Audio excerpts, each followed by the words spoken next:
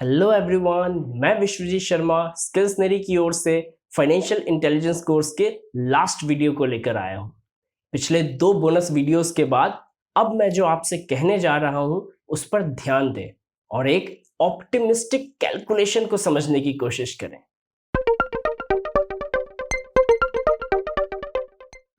इन बातों का ध्यान रखें। जितना दूर आपका लक्ष्य है उतना ज्यादा आप रिस्क ले सकते हैं।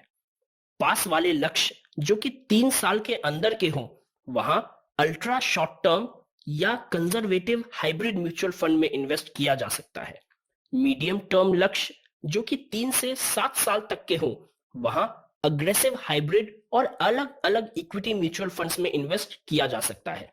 लॉन्ग टर्म लक्ष्य जो कि 7 या उससे ज्यादा सालों तक का हो, वहां अलग अलग इक्विटी फंड्स में इन्वेस्ट किया जा सकता है। सभी इन्वेस्टमेंट्स के साथ मंथली एसआईपी की आदत डेवलप करनी चाहिए और उसे 5 साल से पहले नहीं छूना चाहिए। खाना बन चुका है। चावल, दाल, रोटी, सब्जी, दही, अचार, पापड़ और मिठाई कटोरियों में सज चुकी है। कौन क्या और कितना खाएगा, ये हर व्यक्ति के स्वाद और भूख पर निर्भर करता है। हर खाने के आइटम का थाली में अपना स्थान है। आप किसी को स्किप नहीं कर सकते। जैसे कि आप सिर्फ अचार और पापड़ से खाने की पूर्ति नहीं कर सकते। आपको रोटी और चावल से कार्बोहाइड्रेट्स की जरूरत है। दाल से प्रोटीन की जरूरत है। सब्जियों से विटामिन और मिनरल्स की जरूरत है। दही में प्रोबायोटिक्स की जरूरत है। और अचार और पापड़ आपके खाने में टेस्ट किकर्स का काम करते हैं। आपको अपने फाइनेंशियल प्रोडक्ट्स को भी अलग अलग फूड टाइप्स की तरह देखना चाहिए, जिसका एक रोल है और एक स्पेसिफिक प्रॉब्लम को सॉल्व करता है। The time has come now to begin filling your financial life with proper and adequate financial products. कुछ पॉइंट्स को एज्यूम करते हैं। पहला, आपकी इनकम हर साल कम से कम 10% बढ़ती है। ये एक रीजनेबल एजम्पशन है, क्योंकि अगर आपको सालाना 10% इंक्रीमेंट भी नहीं मिल रहा तो आपको अपने जॉब या काम के विषय में सोचना चाहिए। दूसरा, आपके आज के खर्चे और इन्फ्लेशन 6% की दर से बढ़ रहे हैं। हालांकि इन्फ्लेशन का दर 4 से 5% का है, फिर भी हम सेफर साइड इसे 6% एज्यूम करते हैं। और तीसरा, आपकी इन्वेस्टमेंट्स कम से कम 10% प्रतिवर्ष की दर से बढ़ रही है। वैसे रिस्क फ्री रिटर्न 8% ही एज्यूम करना ठीक होगा, पर कुछ इक्विटी लिंक्ड प्रोडक्ट्स भी हैं जो 12% तक का रिटर्न देते हैं। सो ऑन एन एवरेज हम रिटर्न्स को 10% ही एज्यूम करते हैं। नोटिस करने वाली बात यह है कि आप अपना तमाम सैलरी हाइक कंज्यूम नहीं करते। सैलरी 10% से बढ़ रही है, पर एक्सपेंसेस 6% से।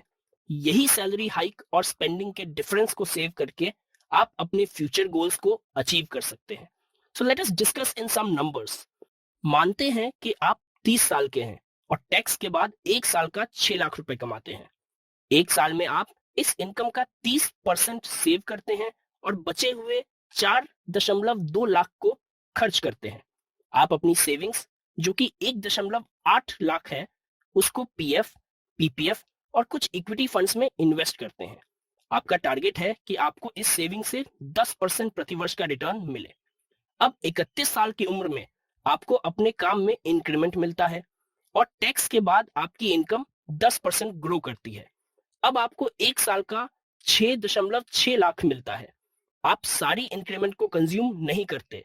दरअसल आपकी स्पेंडिंग इन्फ्लेशन के हिसाब से 6% बढ़ती है, इसलिए आपकी दूसरे साल की सेविंग 1.98 लाख होती है। ये सेविंग आपके लास्ट ईयर के सेविंग्स और उसके 10% रिटर्न के साथ जुड़ जाती है। हम ये कैलकुलेशन तब तक करते हैं जब तक आपकी उम्र 60 वर्ष ना हो जाए। आखिरकार 60 वर्ष के बाद क्या आपको पता है कि आपने कितने पैसे जोड़ लिए हैं? अपनी सांसों को थाम लीजिए और कुर्सी की पेटी बांध लीजिए, क्योंकि आपके पास इस कैलकुलेशन से 60 साल बाद लगभग 10.7 करोड़ रुपए होते हैं। यस, 10 करोड़ से भी ज्यादा। That's the power of compounding, regular saving and a reasonable return. It's so simple to accumulate wealth. काश हमारे पेरेंट्स को किसी ने सब 30 साल पहले समझाया होता। एनीवेज, अगर आप आज 30 वर्ष से कम के हैं तो you are at the golden age to start leveraging your money. Financial management से रिलेटेड सारे डायनेमिक्स को समझें और आज ही शुरू करें। दूसरे आपको फॉलो या गाइड करें, इसका इंतजार न करें। Your command over your financial life doesn't happen overnight. You have to start immediately to reap the benefits. Remember, journey of 1,000 miles starts with a single step.